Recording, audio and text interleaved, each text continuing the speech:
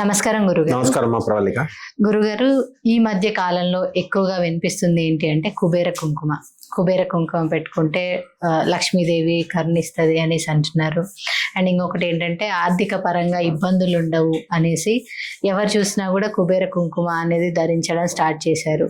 అసలు నిజంగా కుబేర కుంకుమకి ఏంటి లక్ష్మీదేవికి సంబంధం ఏంటి, అసలు ఎందుకు వచ్చింది ఇది? కుబేర కుంకుమ గురించి మాకు మరికొన్ని విషయాలు మీరు చెప్పరా? మామూలుగా కుంకుమ అంటే మనం దేని నుంచి తెస్తాము? టర్మరిక్, పసుపు నుంచి, అలా అనే మనం కుంకుమ రాళ్ళ నుంచి ఇవన్నీ మిక్స్ చేసి మనం తెస్తాం. కుంకుమ అనేటటువంటిది సింధూరము, కుంకుమ ఇవన్నీ కూడా స్త్రీకి అందాన్ని, ఆకర్షణ శక్తిని పెంచేది. పురుషులకైనా సరే. ఎక్కువ అప్పులున్న మగాడు ఉన్నాడు అనుకో, వాడు ఏం చేస్తాడంటే కొంచెం కుంకుమ పెట్టుకొని వెళ్తే వాడిని అప్పు అడగడు, వాడు అడిగేవాడు. ఇది బెనిఫిట్ గా ఉందని చెప్పేసి అందరూ అది వేసేస్తున్నారు, కుంకుమ పెడేసుకుంటున్నారు. అలాగే అయ్యప్ప స్వామి మాలలో ఉంటే వాడు గట్టిగా అడగడు అప్పాడు.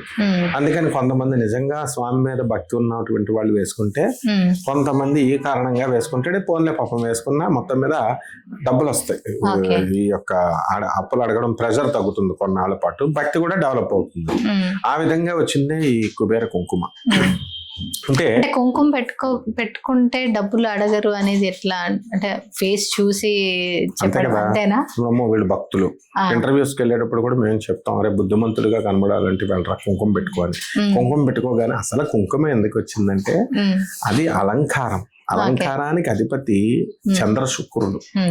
అది చూడగానే శుక్రుడు ఎంతసేపు కూడా ఆకర్షణీయమైనటువంటి రూపాన్ని, ఆకర్షణని ఇనుమడింపజేస్తాడు.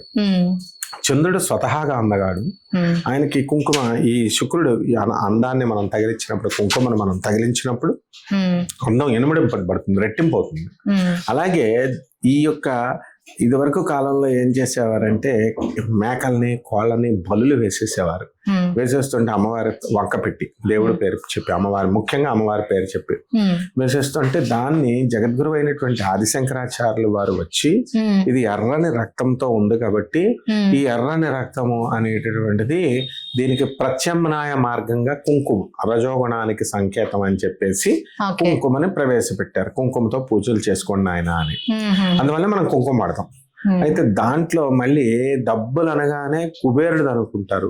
అందువలన ఆ కుబేరుడు వెంకటేశ్వర స్వామి వారి ముందు బానిస. అతను ఎవరు? అష్టదిక్పాలకులు ఉన్నారు మనకు, అందులో కుబేరుడు ఒకడు.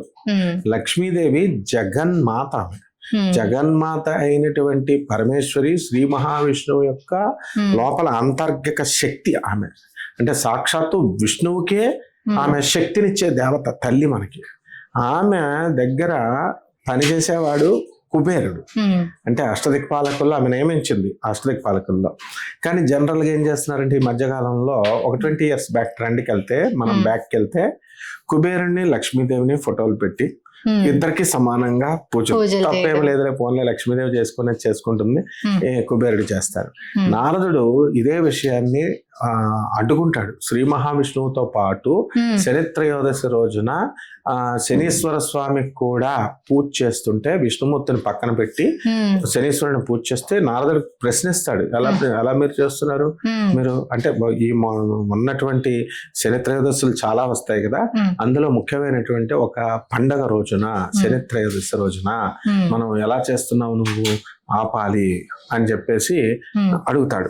అప్పుడు శ్రీ మహావిష్ణువు ఏం చెప్తాడంటే, లేదులే నేనే ఇచ్చాను ఆయనకు ఆ హక్కు అని అన్నాడు అనమాట. అంటే అష్టదిక్పాలకులకి చేయకూడదని కాదు ఇక్కడ అర్థం, అది సమానంగా. మనం ప్రైమ్ మినిస్టర్ నేను ఆయన దగ్గర అటెండర్ ని సమానంగా గౌరవిస్తే ప్రైమ్ మినిస్టర్ ఊరుకుంటాడా?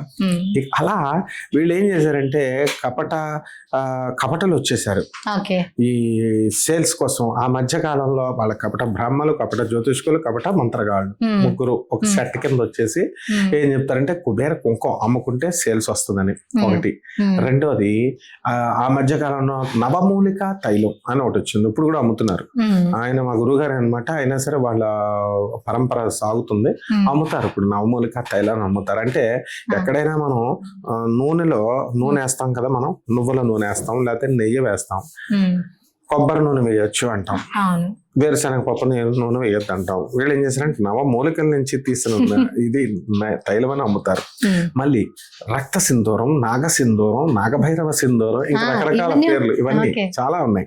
కేవలం ఇంకా ఈ పాపం ఈ కుబేర కుంకుమ ఈ మధ్యన వచ్చిందనమాట. సో ఇంకా ఇలాంటి రకాలు చాలా ఉన్నాయి అన్నమాట. అవన్నీ ఇంకొకటి కరుంగలిమాల. ఈ కరుంగలిమాల ఎవరో పవన్ కళ్యాణ్ సరదాగా వేసుకున్నాడని, ఎవరో హీరోలు బాలీవుడ్ హీరోలు సరదాగా వాళ్ళకి ఫ్యాషన్ గా ఉంటుందని వేసుకుంటారు. ఆ కరుంగలిమాల ఒక చెట్టు నుంచి తయారు చేసిన బెరడు. ఆ చెట్టు తయారు చేసిన బెరడు అయితే మరి 10 రూపాయలకి ఇవ్వచ్చు. అది వేలాది రూపాయలు అమ్ముతున్నారు ఈ రోజు. 1000 రూపాయలకి మినిమం అనమాట అది. సో అదంతా కలిపి ఇప్పుడు అయ్యప్ప స్వామి మాలలాగో అది కుజుడికి సంబంధించింది. మీ అప్పులు తీరిపోతాయి, మీ యొక్క రుణాలు పోతాయి అని అప్పులు వచ్చేస్తాయి, ఆకర్షించేస్తారు. మీకు ఎవరు ఇవ్వాల్సిన బాకీలు ఇచ్చేస్తారు, మీరు చేసిన బాకీలు ఇచ్చేస్తారని అమ్మేస్తున్నారు. అడుక్కుంటున్నారు కొనుక్కున్న వాళ్ళు ఇప్పుడు వేసుకుంటున్నారు కదా, వాళ్ళని సర్వే చేస్తే కనుక వాళ్ళందరూ ఎరా మీ అప్పులన్నీ తీరిపోయినాయి అంటే ఎవరో తీరలేదు అంటారు. తర్వాత అంతకుముందు బ్యాచీల్లో ఒక మహాతల్లి నాకు పరిచయం ఉందన్నమాట. ఏమన్నంటే నాగమూలిక తైలం, నాగ సింధూరం అని అన్ని పెట్టేది. లాస్ట్ కి వాళ్ళ భర్త చనిపోయాడు, ఆవిడ సొంత ఇల్లు కొనుక్కోలేకపోయింది. ఇక్కడ కొనుక్కోవమ్మా అంటే నేను రాజమండ్రి పోతానని లాస్ట్ కి కుటుంబం అంతా కూడా అస్తవ్యస్తం అయిపోయింది. కాబట్టి ఇవన్నీ కూడా ఏంటంటే అమ్ముకోవడానికి బాగుంటాయి. అంటే ఇప్పుడు కరుంగలి మాల అనేది మీరు అంటున్నారు, అంటే అంత ఏం ఉండదు అనేసి అన్నారు. అయితే ఇది మన తమిళనాడు పాతాళ శంభు టెంపుల్లోనే దేవుడికి పూజించి అమ్ముతారు. అక్కడే కొంచెం కాస్ట్లీ ఉంటది. సో అక్కడ నుంచి ఇక్కడ వరకు తెచ్చి అమ్మే వాళ్ళు కూడా ఉన్నారు. అంటే అది పని చేయకపోతే మరి అక్కడ ఎందుకు అమ్ముతున్నారు? అక్కడ ఉద్దేశం ఏంటి? మన జనాలు అర్థం చేసుకుంటుంది ఏంటి? ఇప్పుడు రుద్రాక్ష పూస ఒకటి ఉంది. రుద్రాక్ష పూస మనకి ఎంతంటే ₹1 రుద్రాక్ష పూస. అది నేపాల్ వెళ్తే బస్తాలు ఫ్రీగా తెచ్చుకోవచ్చు. పంచాక్షరి రుద్రాక్షలు అవన్నీ ఫ్రీగా దొరుకుతాయి. కుంకుడికాయలు ఎలా దొరుకుతాయి మనకి అలా దొరుకుతాయి అక్కడ. అవి తెచ్చి మనకి టీవీలో కూడా అడ్వర్టైజ్మెంట్లు వేసేవాడు ఆయన. ఒక ఆయన మొత్తం కంప్లీట్ గా ఇక ఒక్కొక్కటి కూడా ఎంతంటే 10,000, 20,000, 50,000 ఇలా రకరకాలుగా అమ్మేశారు. అమ్మేసి నాకు తెలిసినటువంటి ఒక గొప్ప వ్యక్తి ఒక ఏకముఖి రుద్రాక్షని ₹1,00,000 కూడా కొన్నాడు. అంత దారుణంగా బిజినెస్ చేశారు వాళ్ళు. చేస్తే ఇక్కడ జోక్ ఏంటంటే అదే వ్యక్తి ఆఫీస్ లో రజనీ అని ఒక అమ్మాయి పనిచేస్తుంది. వేణుగోపాల్ ఆయన రుద్రాక్షమాల పెద్ద ఫేమస్. ఇప్పుడు తగ్గిపోయింది. అప్పుడు ఆయన ఏం చేశాడు, వాళ్ళ ఆఫీస్ లో రజనీ అని పనిచేస్తే ఆమె డబ్బులు పోతే మరి ఆ రుద్రాక్షమాల ఏదో ఒకటి వేసుకోవచ్చు కదా, డబ్బులు వచ్చేస్తాయి కదా, వాళ్ళ గురువు గారి దగ్గరే కదా. అప్పుడు మా దగ్గరికి వస్తే police station case Jubilee hills లో నేను కేసు పెట్టించా. తీసుకెళ్తే అప్పుడు కరెక్టే ఆయన చేసింది అన్నాడు పాపం. అయితే ఏమేం చేసేది, మా భర్త చచ్చిపోయింది. చచ్చిపోతే బయట మరి మామూలు డ్రెస్ వాళ్ళ ఇంటి ముందు నుంచి వెళ్ళేది అనమాట. భాష అని ఒక వ్యక్తి ఉంటాడు.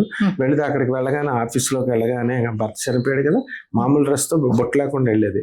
అక్కడికి వెళ్ళిన తర్వాత ఆఫీస్లో మరి బొట్టు పెట్టేసుకునేది, చీర కట్టేసుకునేది సుమంగళిలాగా.